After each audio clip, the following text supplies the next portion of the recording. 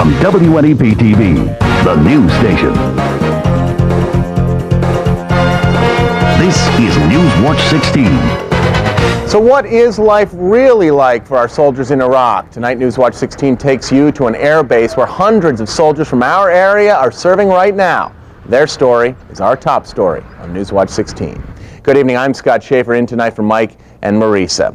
Together, we've seen many happy homecomings as our soldiers return from their tours of duty, and we've heard, in their words, what it's like to be in Iraq. But we wanted to show you firsthand what it's like, far from loved ones. Newswatch 16's Brandy Mang and chief photographer Paul Kielbasa just returned after spending time with our fighting men and women in Iraq. Brandy's here now to bring us her first story on those who are proud to serve in Iraq. First, Brandy, welcome home. Well, thank you. It was certainly an amazing opportunity to personally meet the troops and to say thank you for all they're doing over there. It was a wonderful time to be able to shake their hand and say thanks.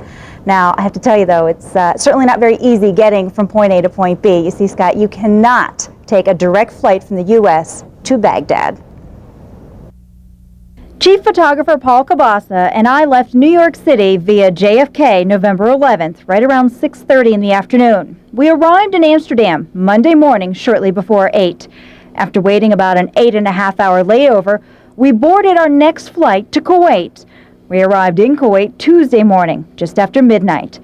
We checked into a hotel where we slept for the first time in 2.5 days. That same day, shortly before midnight, we headed to a military base in Kuwait and boarded a plane headed for Baghdad. We arrived at Baghdad International Airport Wednesday morning. We left Baghdad Thursday and arrived at Al Asad Air Base right around 11 p.m. Thursday night. And I want to say, first of all, that we know that there are thousands of troops from our area serving in Afghanistan, Kuwait, and Iraq. We ended up visiting some guys from the 109th in Al Asad, but you see there are about 800 troops, men and women from Northeast PA and Central PA, serving on these three bases that we're going to tell you about.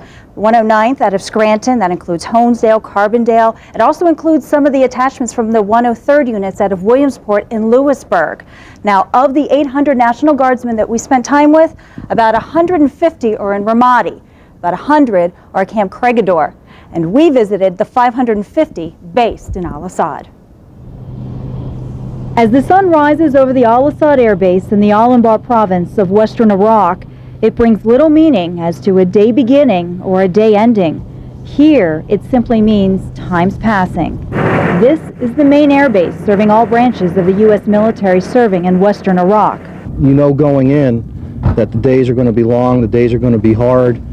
Al Asad is actually located in what's called a wadi. It's similar to what we refer to as a valley. If you look behind me, you'll see the ridge line. That's not a mountain or a hillside. That's flat land and considered ground level. And making sure the wadis surrounding the base stay clear of insurgents falls on the shoulders of the 109th.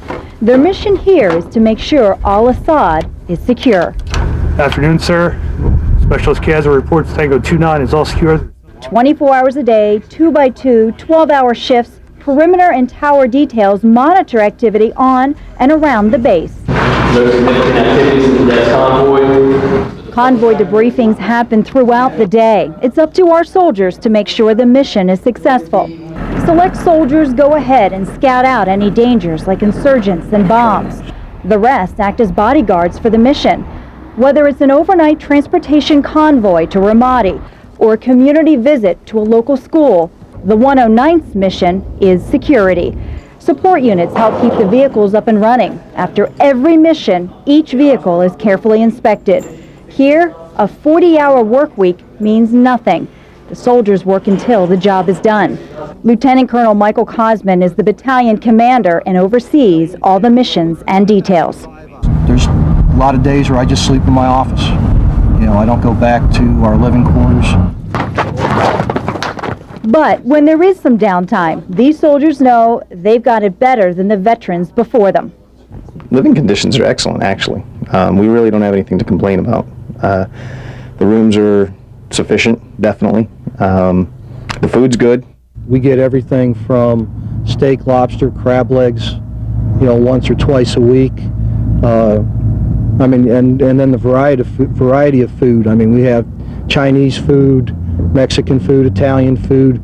I mean, you name it. And if they have a craving for good old American fast food, they don't have to look too far. Yeah, I never thought that there would be a Pizza Hut and a Burger King here, but Across the street from Fast Food Row is the fitness center, fully equipped with free weights and cardio machines. 24-hour phone access is available, but it's usually very crowded and is located about 3 miles from Camp Gettysburg, the part of Al-Assad where these soldiers call home. Here, where they live, they have 24-hour access to the internet, and for many, it's located right inside their room. Life's actually not that bad compared to some other soldiers and stuff and other FOBs. Not bad, but certainly not like home. It's not home, that's for certain.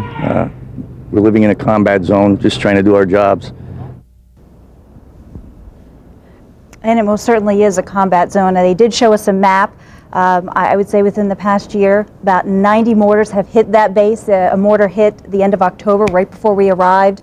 So they are living in danger, and every time they leave the base, they are in danger. Now, it's also important to note that the folks living in Ramadi and the folks down at Craigador and many of the other camps surrounding Al-Assad do not have those accommodations. So these guys know they are very, very lucky to have those kind of accommodations. Burger King on base, that's pretty nice. Also, coming up at 7, we're going to tell you about the ready-to-eat meals, the MREs, or meals ready to eat, I should say.